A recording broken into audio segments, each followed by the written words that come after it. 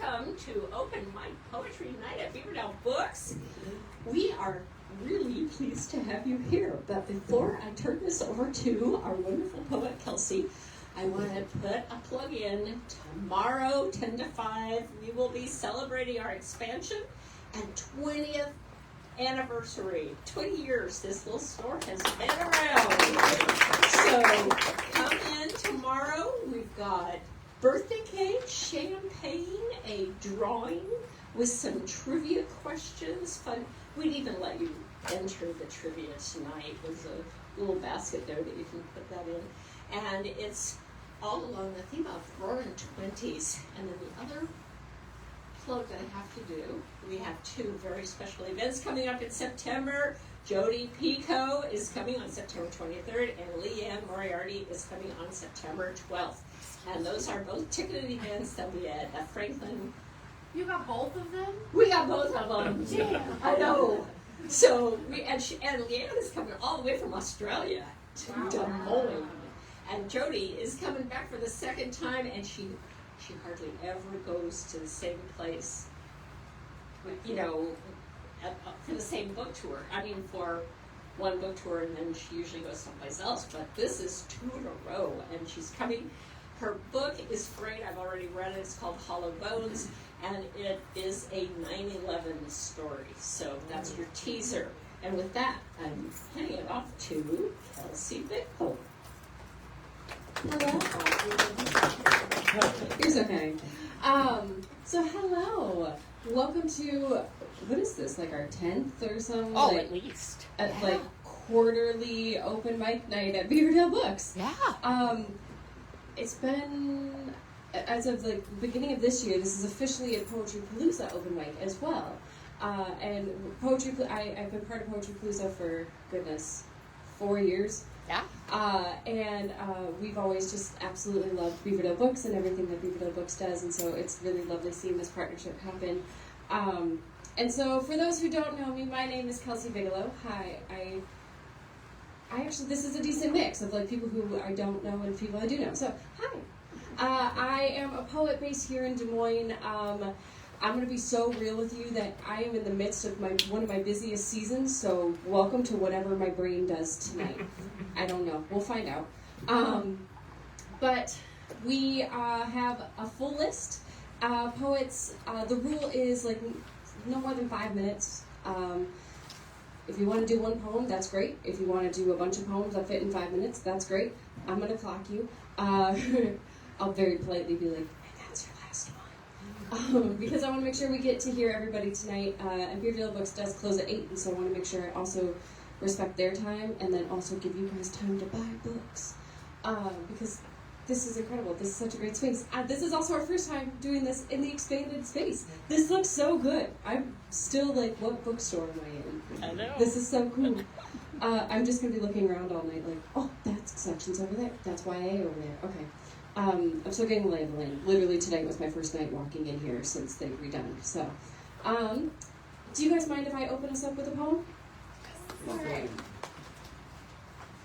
I'm gonna be honest, I didn't know what I was feeling. I don't have a poem.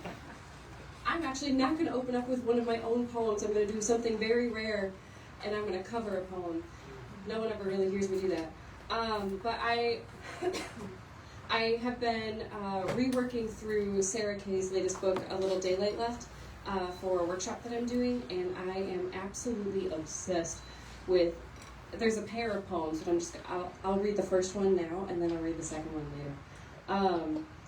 I'm just so obsessed with it because for those who do know me, you know that I am often saying, there's a poem in that, and then telling people, write that down.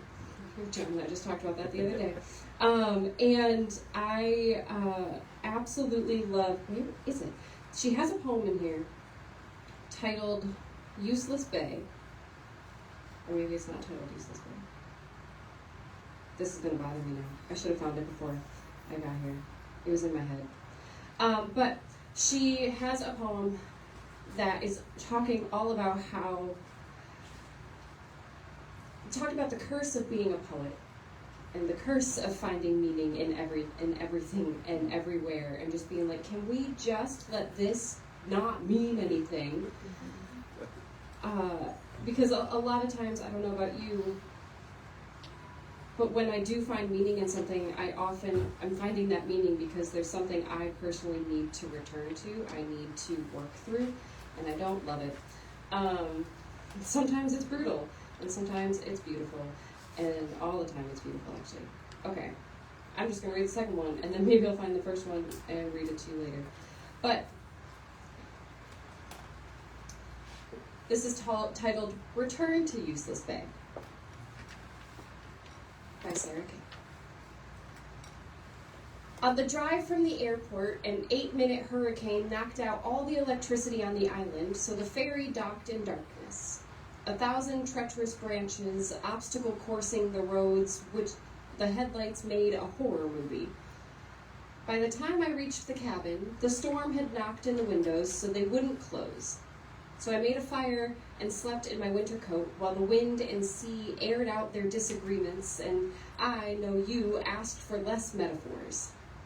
Requested none, if I remember correctly. Promised to be content with the neutral to sad circumstances of your life if you could just be spared the punishment of symbolism, creeping in to whisper insult to injury. But baby, metaphor is distance. Nothing rocket ships you farther, faster than a sleek image plucked from your ample arsenal. No armor thicker than pointing your poetry finger and yelling, "Look, over there." It feels so much better to say you climbed your way up from the bottom of the grief pit than to stand in the mundane facts of your aloneness. You know that. You wrote the poem. What other ladder did you have? I want to tell you that the part that you won't let go is the part that offers a way out. The ladybug, the rainstorm, this fire you made with your 2 good hands. It might all be for nothing, of course, but what if it's something? What if it's worth waiting to see?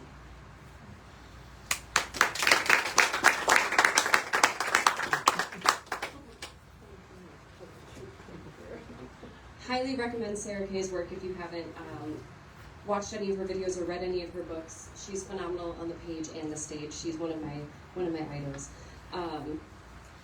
But no, I literally walk around all the time. I'm like, can I not make a poem out of that? Like, I don't want to. Can I just let that exist as it is? No, I'm a poet. All right, we have 1, 2, 3, 4, 5, 6, 7, 8, 9 people on the list. Is there anybody else who wants to sign up that has not signed up? All right. So, are we ready to dive in? Yes. We're feeling good? We're in the new space? All right. Hey, John, do you want to kick us off? Thank you. You're welcome. Let's welcome John up to the mic. John, you're also taller than me. There you go. This is my second time here to one of these. This is the first time I've said anything. Welcome. Well, I talked the last time. First time I've done this. So. This is called Cleansing. Think I've fallen harder than before, walking on a tightrope, safe without a net. Just to find the time, just to find the tune, just to find the place where the lilies bloom. See the fields of lilies, hear the robins call, feel the fears start melting, smell that summer rain. Rain comes falling down, breaking up the surface, wash the fears away, watch the river rise. Took me to the edge, left my heart in pieces. Once I lost my reason, helped me find my rhyme.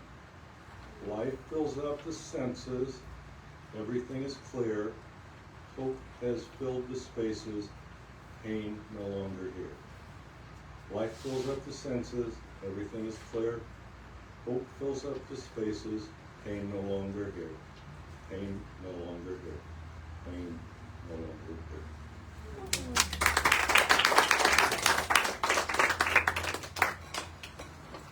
Thanks, John. This was your first time on this one. I'm glad you came. All right, let's keep her moving here. Hey, Jerry. Sorry, did I surprise you? Did you have something you want to share tonight? Sure. All right, let's welcome Jerry up to the mic.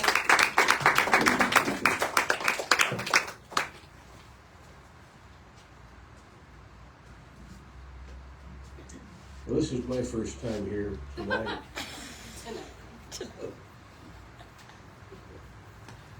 I can't let her get away without some harassment, it's just... Anyway, this one is called Mall Mix-Up. I think I passed someone going the other way in front of the Gap. Someone that could not be here. It takes 3 more shops before that registers, and I turn around. I catch up to her at the south entrance stairs. Am I excuse me?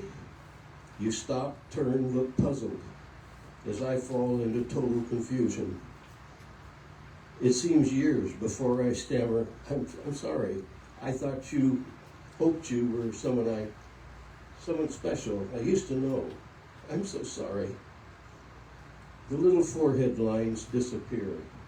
Eyes soften into the slightest smile. Surprisingly often I get mistaken for someone else, you say. It happens too frequently to me, I reply. I must have some standard model face. Not one that I recognize, I'm quite certain, you quip with a little laugh. May I make amends for bothering you? I nod toward Starbucks.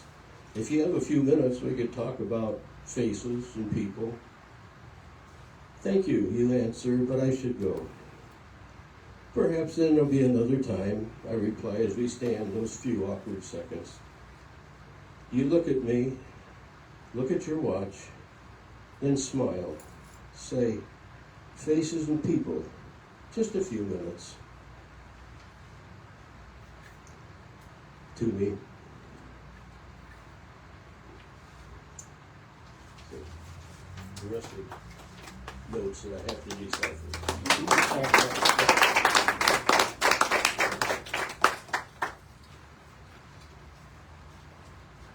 All right, give it up again for Jerry.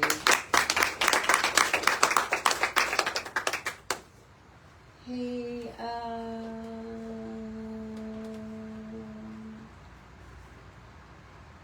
Kelsey, do you want to come on up? Let's welcome Kelsey up to the mic.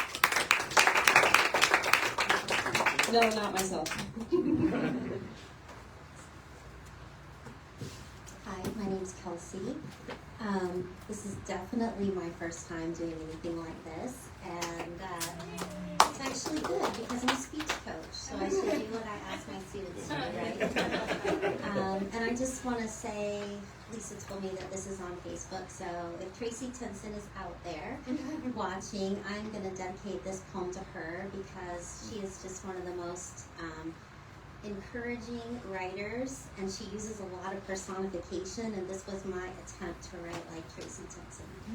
So, Ode to an Aging Star. She greets her loyal fans daily, bundled with excitement. As her band loosens, she takes her place, not at the head of the table, but on top of it, demanding space and attention. She's always a guest of honor, always a welcome visitor. Admirers casually digest every word she utters. She recalls being the it girl for decades. She held that title. Subscribers eagerly awaited her headlines. Black ink declaratively covered events of the world, and people clamored for her extra editions, admiring her timely accuracy and in-depth analysis. She created a love affair with both politics and pop culture. She's not as thick as in her younger days. She's filled with international headlines and local events. Frail in her old age, she shrinks from the competition. The glamorous alternatives are high-tech and edgy. Online headlines feed on fake news and fancy algorithms. Truth, lost in her dwindling pages, costs more, yet delivers less. Some call it supply and demand. Others call her old-fashioned, but in time, we will all refer to her as history.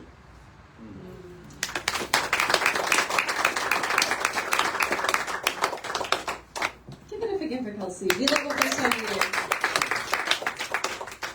And yeah, I often forget to practice what I preach sometimes. I always tell my students, just do as I say and not as I do. But you did it, and I'm proud of you. Thank you.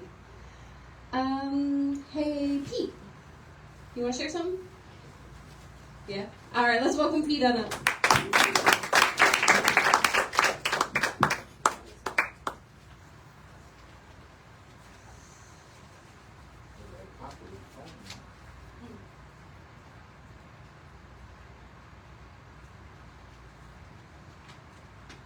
Time.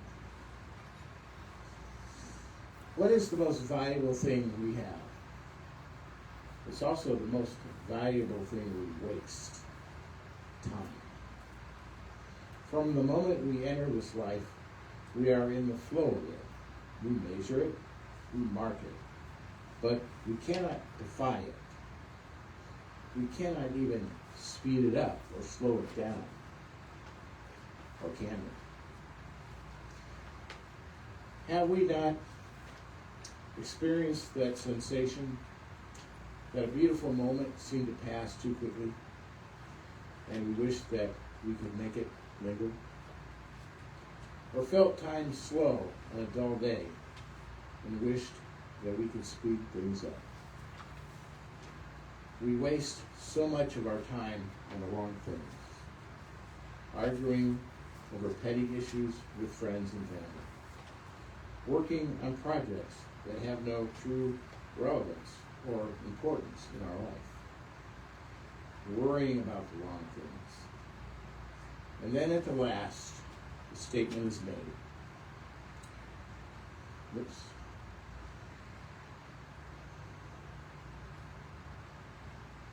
His time came to an end.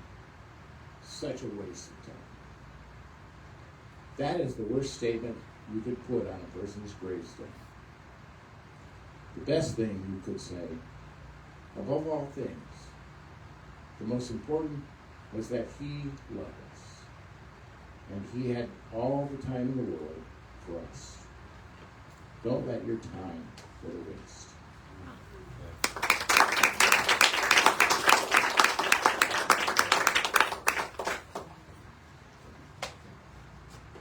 Yeah. I'm just now picturing if I ever saw a headstone with that on it. That in itself is a poem, right? That one. Thank you for sharing, Pete. Hey, Maggie. Do you have something you want to share? This side eye. Are you ready? I guess. All right, let's welcome Maggie up to the mic. Maggie has vertigo. And the Watch that Do you want cord. to share? Yeah. Hurt you up. I'm not drunk. I don't drink. I just skip straight to the stagger. Hurt your hip on there. Better? Yeah. And then I had cataract surgery, so I can see all you guys, but I can't see this. So these go right here on the tip of his nose. I didn't know he was going to do that poem. Remembering my days. Some of my days are memorable for their simplicity, some notorious for their chaos and confusion, hurtful words and loneliness, grief and tears. While my end days are drawing closer, days of my youth are receding faster than the hairline of a balding Prince Charming. My days are counted in children I've birthed, husbands and loves I've had, trees planted, dried hanging baskets. I have a brown thumb in the garden. All are finite memories. They live in the minds of those involved. The one who knows all knows how long my words will live, how far they will travel, who they will impress or depress. One certain thing, if I don't write, memories will fade into nothingness. The last thing left will be a lichen-covered gravestone, and the grandkids and the great-grandkids will point and say, I've seen a headstone with that name. My count is 3.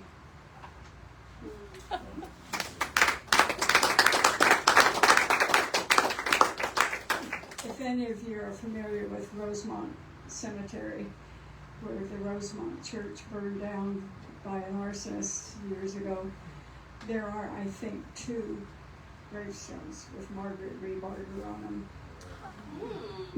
I'm not the first. But she outlasted them.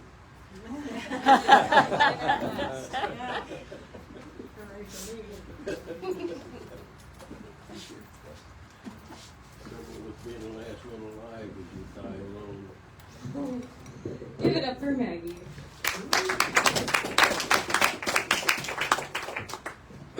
I liked the receding hairline of Prince Charming. I did too. That was good. All right, let's see here. Hey, Al, you want to come on up? Bet. Let's welcome Al up to the mic.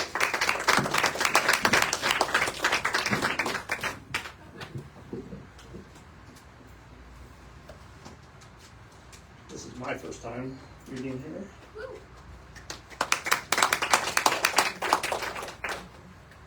This is called Ghosts. Ghosts in banks counting their money. Ghosts in churches saving their souls. Ghosts in closets scaring themselves. Ghosts in arguments they never get to win. Ghosts have to keep going. They have seen what it means to stop. Ghosts of cats, ghosts of dogs, ghosts of lovers and enemies, winners and losers of games you never played. Ghosts on the highway, driving fast cars and smoking fat cigars.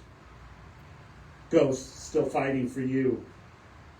Ghosts on morphine drips and breathing machines. Ghosts in your thoughts and prayers and all your clouds of smoke. Ghosts in command and control, shipped across the sea. Ghosts who don't even know what living would be without all the dying. Ghosts trying to relax, watch the sunset. Knocking on doors, walking on floors, getting into bed. Trying to spoon someone, anyone they can find. Trying to feel skin again. Because the body is a memory. The body is a history. But the ghost is not a body. Ghosts in my bed. Trying to find skin. Trying to find skin again.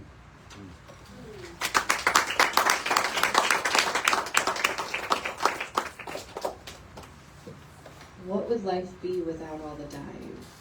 I wrote that down. I will be writing after that and giving you credit. Thank you for that. But thanks for the prompt. Give it up for Al. It's gonna sit with me. I love when poems pose a question that just like festers in your brain. You're like, I'm gonna be waking up at 2 a.m. being like, Al, I don't know. All right. Hey, Emily, you ready?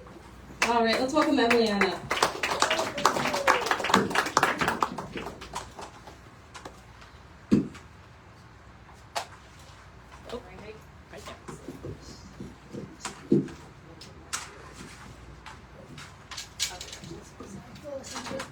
To your right. Yeah, there you go. I was making sure you're at the right height. There you go.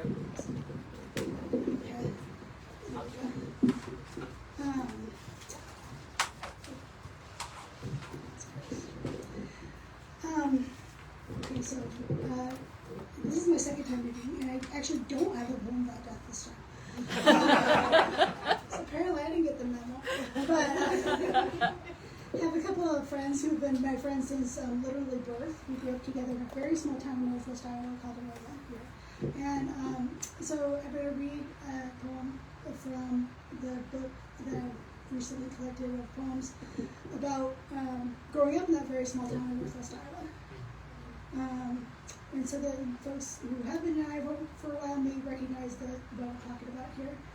Otherwise, you might have to Google it later to get the visual. But Happy Chef. Wouldn't it be poetic for me to talk about my childhood love for the 50-foot fiberglass man in white with hat and kerchief and black boots bigger than the length of my body, holding a spoon like a conductor just before the downbeat? Would it surprise you for me to say that my sisters and I would fight to be the first person to push the button that would make Happy Chef talk? Or how I wouldn't care what he said about Paul Bunyan or the need to eat all my vegetables. Only that he spoke, and what he said had a wise and smiling cadence appropriate to his stature.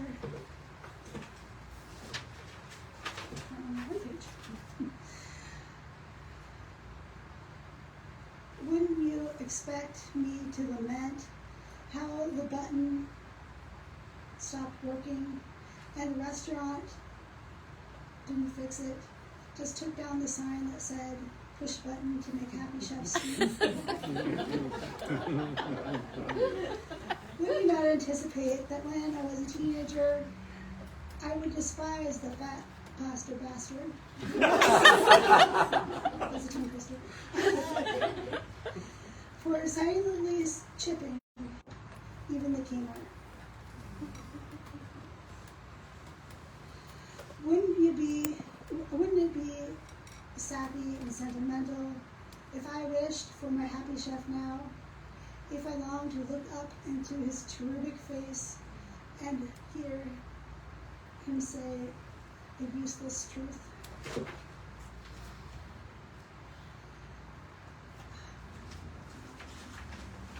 Maybe sticking the pages to that. Okay. Wouldn't it be frivolous to search used bookstores for a postcard of Happy Chef against an evening sky that I could hang on my wall and tell all my secrets when no one else is around? Yeah.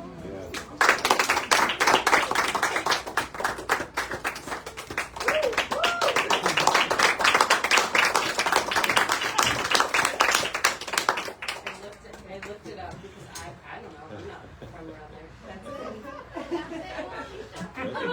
That's it. I had no idea this existed. What an image. Okay. Yeah, that was in competition with Mark's Big Boy. With what? Mark's Big Boy out of California. Yeah, Giant but Big Happy Chef Boy. forever. Is there a war going on? Happy Chef?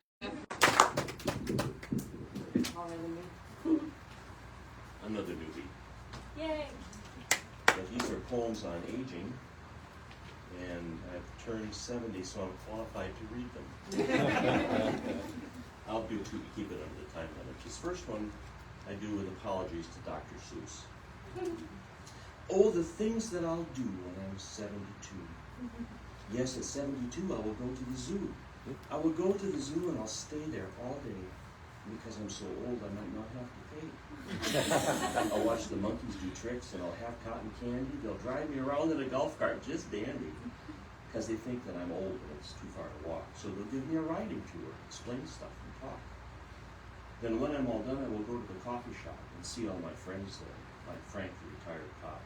We'll have donuts together and talk about politics.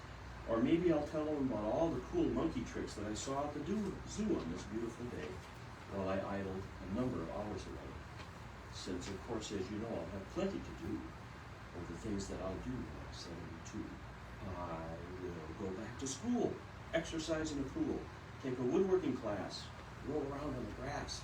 I will start making wine at home, take a self-guided tour of Rome. I will lower my handicap and frequently take a nap.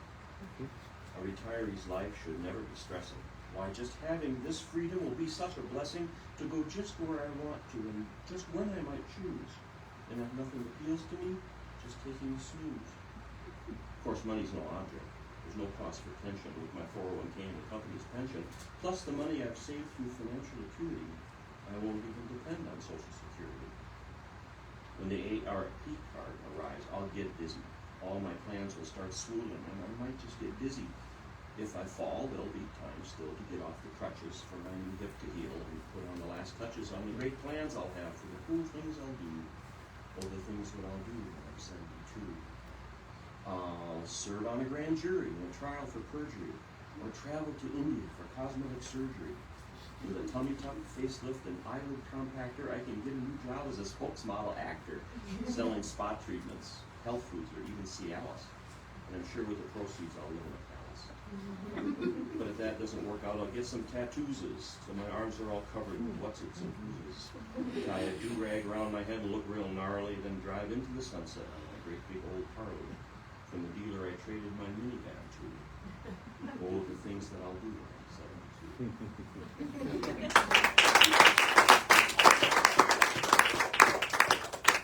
And one more, a different style. This is called When Comes Winter. One leaf falls, then another. Another is loose, and then one more, tilting, shifting, sliding, drifting, down to join their fellows on the ground, linking stems to form a golden yellow quilt, covering the lawn on this sunlit, still October morning. Now a breeze, and the sky explodes with a cyclone of whirling leaves, dappling the sunlight streaming through the limbs of trees once vibrant, green, and lively. Their vitality now dry, swept into a drift across the drive, where the unseen wind leaves its signature in the curving bank of red and yellow, gold and brown. I could sit all morning in this wicker chair and watch these harbingers of winter presaging the snowflakes that will take their places soon, soon. Wafting slowly down past branches, spare of leaves, and tilt, shift, slide, and drift to ground. First one, a few, then many, so many more. The yellow quilt of leaves replaced by a white blanket, insulating grass from winter kill for the warmth of spring. As the days grow shorter, the lessening sunshine reveals the tree's myriad colors by chlorophyll's absence. So the youthful vigor of spring and summer's green gives way to the weaker, brittle, but robust splendor of fall's glory.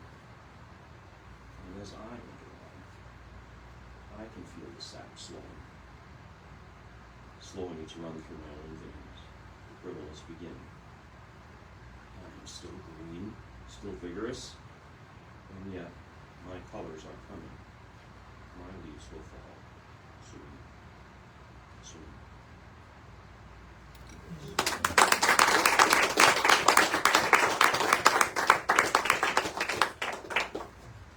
Thank you, Bill. We love a first-time reader. Those were lovely. I don't think you have to apologize to Dr. Seuss. I think you got the rhymes down pretty good. That was lovely. Thank you. All right. Hey, Luke. Do you got something you want to share? Yes. Come on up. Let's welcome Luke up to the mic. Luke is much taller than you.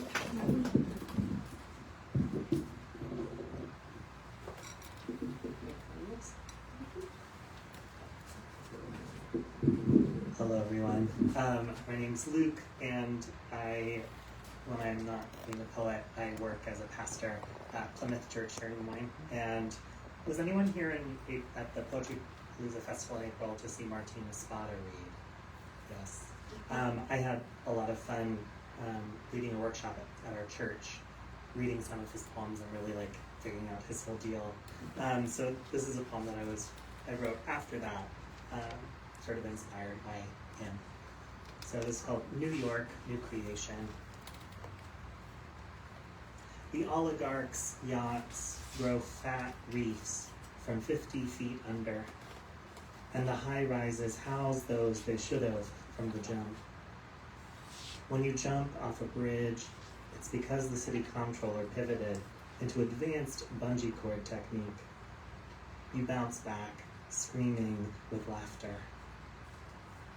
Every third Sunday, the gardens, both hydroponic and terrestrial, stay open late. All kids and former kids eat the produce for free. In the autumn, in orchards, wait and apples drops between. Lost it.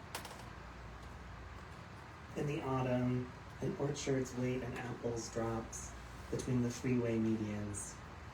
Apple boughs bumping fists with American chestnuts, blight-free at the hands of some green-thumbed angel, suntanned and sweaty, who said, "I can work with this," and did.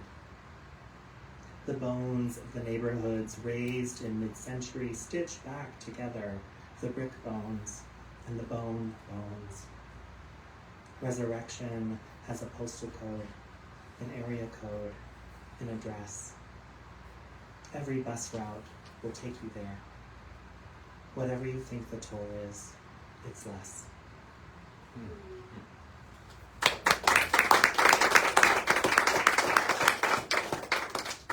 gonna do one more. I can find it. This next poem takes a play on the phrase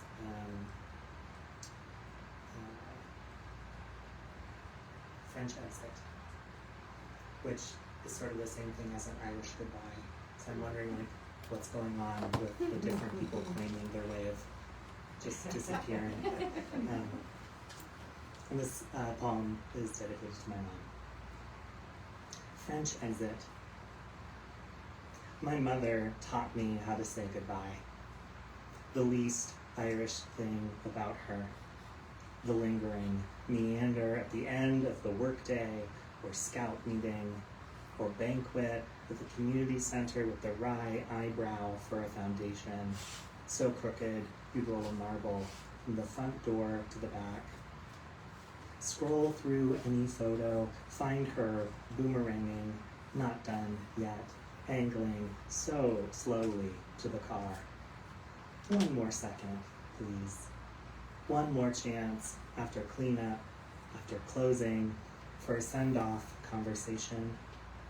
The opposite of ghosting. The opposite of lost time or opportunity. Unfrench the exit was her mantra. Her cover story leaving birthday parties. Her way in hospice at the end. Stay late. Be sure before it's over to find each other. Don't overthink I love yous. Press send. Thank you.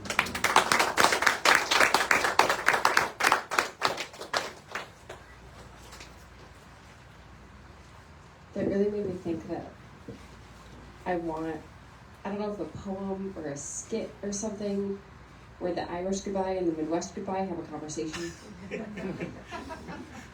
Irish goodbye would hate to see a Midwest goodbye coming. That could be a long. It'd be a long conversation, and the Irish goodbye would just be like, I love that. Oh, that's funny. Thank you for sharing. All right, so we have 20 minutes, which means this could be our speed round. We've made it through the list, and so I'm going to go just straight down the list. I'm going to ask if anybody has anything else you want to share, just one more poem. And if not, that's fine. And if yes, great. We've got the time. And if not, if no one has anything, that's fine. There's books to buy. Hey, Pete, you got anything else you want to say? All right, let's welcome Pete back up to the mic.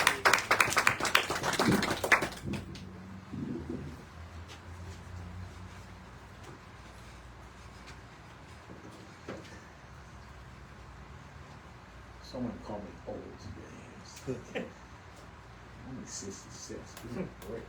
Not old, just middle-aged.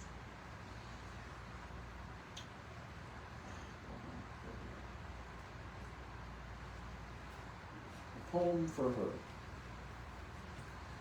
Time passes, life fades, and we wonder, does fate deny us the chance to find a new love, a new love, a better love, a love that lasts the rest of our life, passion for my heart, not just my body, a giving that transcends the want and the need, a taking that transcends the want and the need. True love, love that is passion in and of itself, no matter how old we may be. We hold each other wrapped in our love, a love beyond words, beyond action, true love.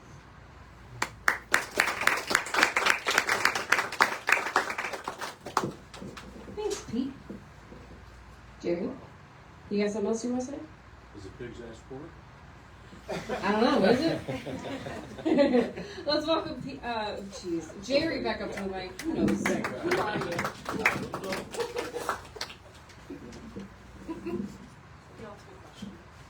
I love to totally destroy her like that. It's not that hard. Not right now. This one's titled Broadcasting, 2 a.m. Cartwheeling through the yellow cone of crossroad lamplight, a ballet of night is danced out on silent wings above my black iron bench. Among them, my thoughts proliferous in the silence wing out with moonlight on their own dark wings, bound to other wares, other winds, carrying questions that have no answers, answers seeking their questions, in destinations that exist only in my memories or dreams, increasingly difficult with gathered years to say which is which.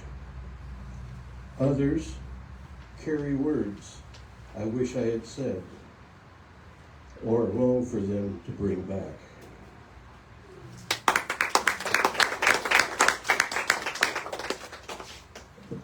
Thanks, Jerry. There really was just an unspoken theme tonight. Uh-huh. I love when that happens. We're all clearly on the same wavelength. Hey, Al, you got something else you want to share? Sure. Let's welcome Al back up to the mic.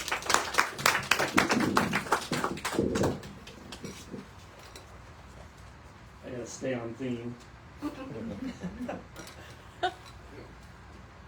Sometimes I think my dad is in the sunshine, breaking through the trees, a temporary wind dance, telling me everything's going to be all right. It's true, not just a song, these little phrases that we use, they're the truth. And I measure the days by his age, what we were doing when we were 56, and I listen to him more clearly than I did before. When I was young and I thought my ears were golden and my ears mine, before I understood what was in the sunshine. Thank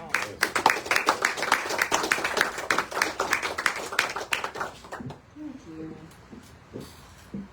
I like that. You really just keep... I have to come up and speak after that. I'm like, but I'm still sitting in that. Thank you so much for being here tonight. I'm glad you came. Maggie, you got something else you want to share? 3 more. 3 more? Are they quick? No, Okay. Just the one? just one.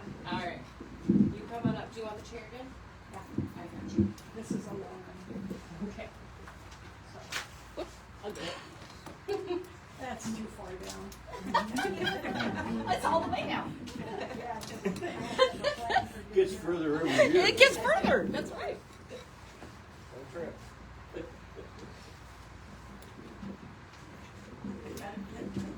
Get on up. Get on up. I've got to put a foot on the floor. Anybody have a dog? Anybody have a Great Dane? Well, this is a story about a dog who also happens to be a Great Dane. Moose, the mantle Great Dane, is always dressed like a medieval butler security guard, ready to protect the castle against direct onslaughts of technology and hygiene. He busted through a motion-activated soap dispenser in the name of protecting his subjects from automation. He firmly believes using bar soap while generating germ-free hands is far superior to having soap dispensed, already wet and foaming, in a mother's hands. He does not understand why this bubbly machine is necessary in a kitchen already decked out with a waste bin that opens with a wave of a hand, or the father can summon a full orchestra and choir by merely saying, Alexa, play Bach. His face with the hanging jowls give new meaning to the concept of pouting, and those sad eyes when he is in trouble for demonstrating his unique ability to sense danger when there is none. Well, they make a grown man laugh till tears flow and belly shakes like a bowl full of jelly. If only Moose could be taught to clean up his messes, he would be the most perfect butler, security dame I know. Give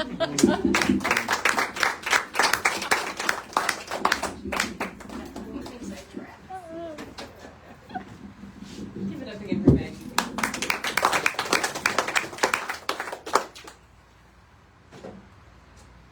I can always count on you to make me smile in your homes. Well, it's getting harder. Hey, Kelsey, you got anything else you want to share? Short one? Come on up. Let's welcome Kelsey back up.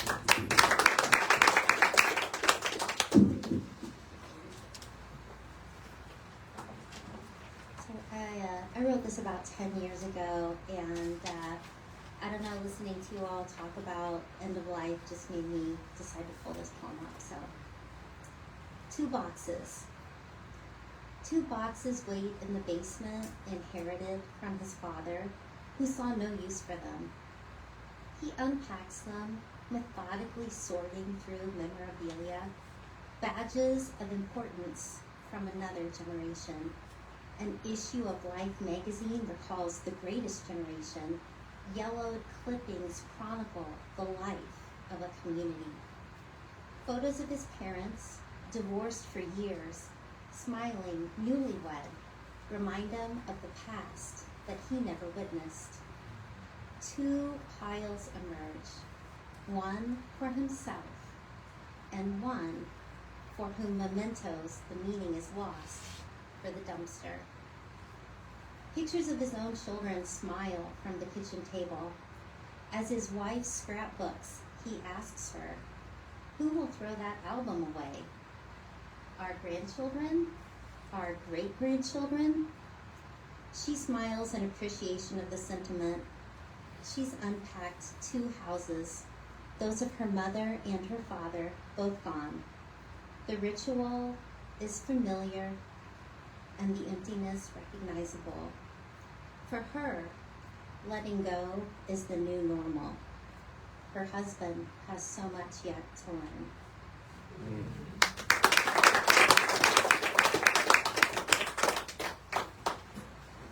Thank you for sharing that. I also want you to know I'm like trying to figure out if I have a poem that would fit the theme for the night. Thank you so much for being here, for sharing tonight. Let's see. Hey, Bill, you got something else you want to share? Come on up.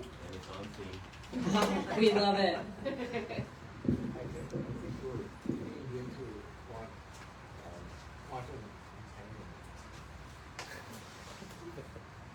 C.S. Lewis once wrote that bereavement is the final stage of every long relationship.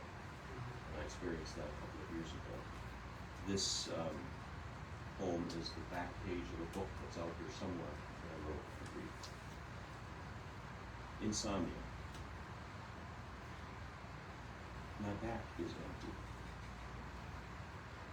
Where is that touch of cotton, warm, soft skin, or hair that used to brush against my face, becoming spider webs within my dreams, or keeping me from dropping off to sleep while holding her? It seems I miss the toes with nails like icy glass prints biting on my calves, or her odd way of twitching a sleep clopper, fighting, as it were, the very state she liked so well. Together these would force me to roll over, pause and turn and pull away from her so that my back was empty. It's funny, the irritants that kept me up, I wished would go away. And so they have. But sleep comes home. And all my daily rest.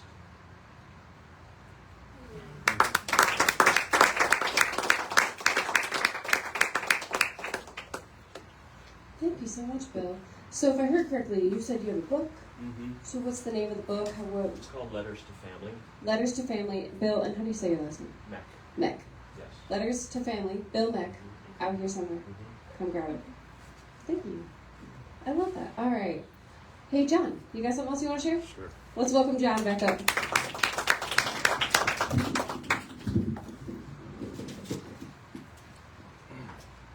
Wrote this last week, not exactly on theme, but this is Thoughts on a Walk. The mowers sing their humming tune, the grass is wet with dew. Hydrangeas are in full bloom, we've said goodbye to June. The leaves are barely moving, there's sweat upon my cheek, an early morning walk down the street by the creek. Bark falls from the old oak tree and lies beneath the hickory. Awakening to the day, a robin leads the way. Sings a song for new growth, down there beneath the trees, activates a life force of creative energy.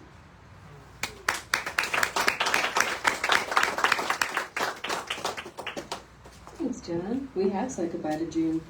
We are well into July. And the weather is reminding us that all the time.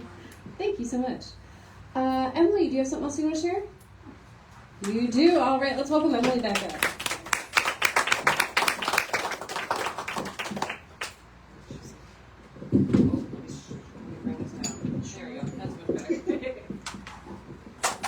Okay, no death, but I do have destruction.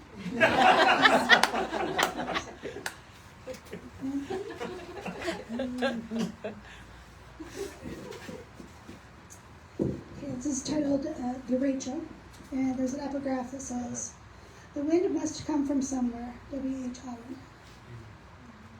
We didn't know what hit us, or what to even call it, until we heard the word on the news, meaning from the west. It's a hurricane without wave or warning. 10 o'clock is sunny. 11 o'clock, there's a cottonwood in your kitchen. What can you do? You can't shutter a cornfield. It sheared off the tops by grabbing the leaves and running. Only the war-eaten ash remained untouched. A tree can make shelter, but it can't take shelter. And we all can only bend so far.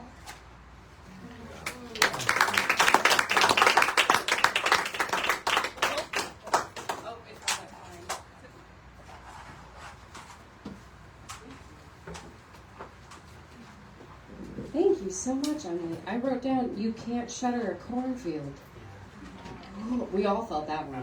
Uh-huh. Wow. Thank you. God, I remember when the derecho hit. I was downtown Des Moines, and we were, working from home.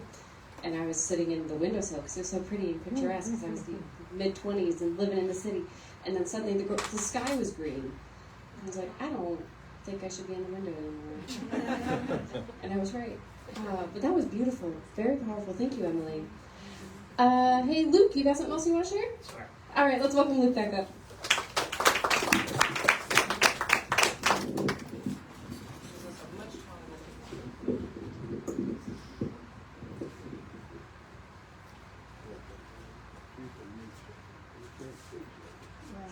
This one's called To a Monarch, and it has an epigraph. In July 2022, the International Union for the Conservation of Nature added the monarch butterfly, Danaus plexippus, among the list of endangered species at risk of extinction. She's in danger now, diminishing territory, so the news tells us, and all for the worse if she goes. No sounding out the depths of it, that loss. Just look at her. Ink black streams blacker against a fool's gold field.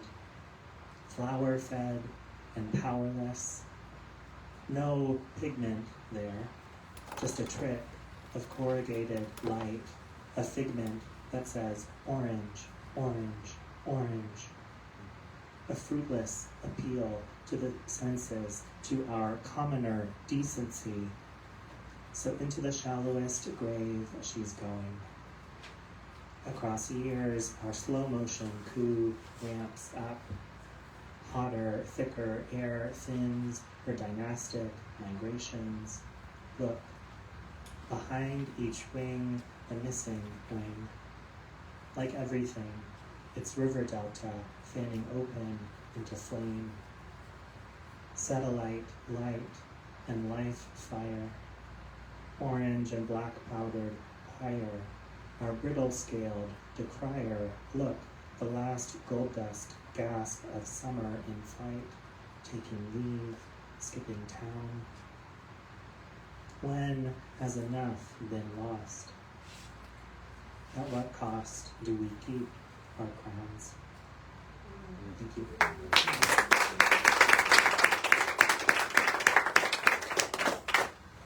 Thank you so much.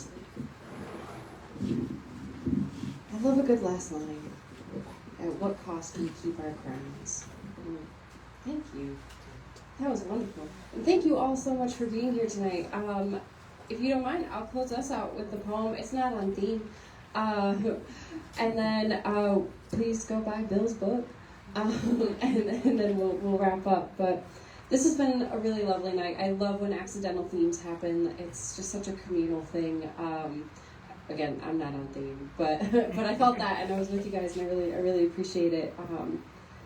See, we filled the room, Jan. We did. We were like, there's another poetry thing happening somewhere we didn't know about, which is a beautiful thing. It is. That I didn't know there was a poetry thing happening. I love that. That means it's growing. There's more happening out in the world. But we still filled the room, and I love that. And so this poem, someone, I can't remember who, but someone mentioned New York in a poem, and it reminded me that I wrote this poem, which was inspired by Sarah Kay's, see, it's full circle, Sarah Kay's poem about finding metaphor in everything. And at the end of May, here's a real quick story. I don't usually preface things, but I haven't really shared this poem publicly yet. At the end of May, I was in New York, and a little personal thing is that I was supposed to be spending the week with somebody that I had been dating. And then they were not going to be in the city anymore.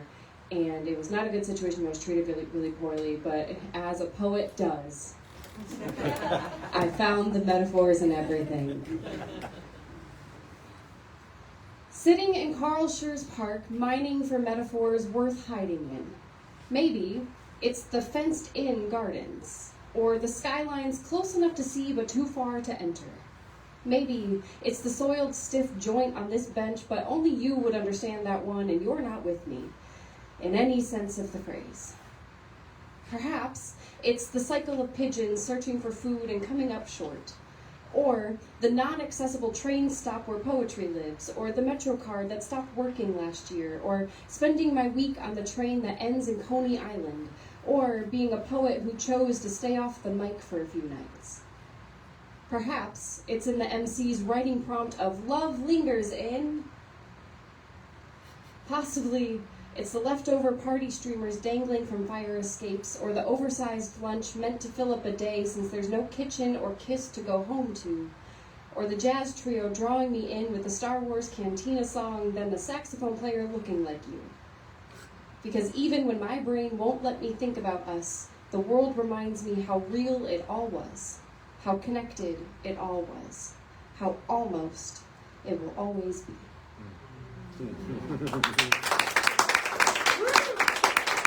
Thank you all so much. We do not have the next one scheduled, but keep an eye out online. We do. We do have it scheduled? Yes. When is it? We did schedule it, didn't we? We did. When is it, Jan? October. Oh, it's in my phone. Oh my God, it is. It's in Yeah, October. It's in October. You're right. Hold on. No, I'm going to tell you right now. Yeah. We scheduled it. And I think we even have January's. Do we? Yeah, January 9, I think we have. Well, that. Look online, and you will see when the next one is. But we do these roughly quarterly. Really, it's truly when Jan and I As remember soon as to I schedule get them. off And of we'll look here, at the I calendar can and let y'all look. know. Yeah. But I appreciate you guys so much, and we'll see you next time.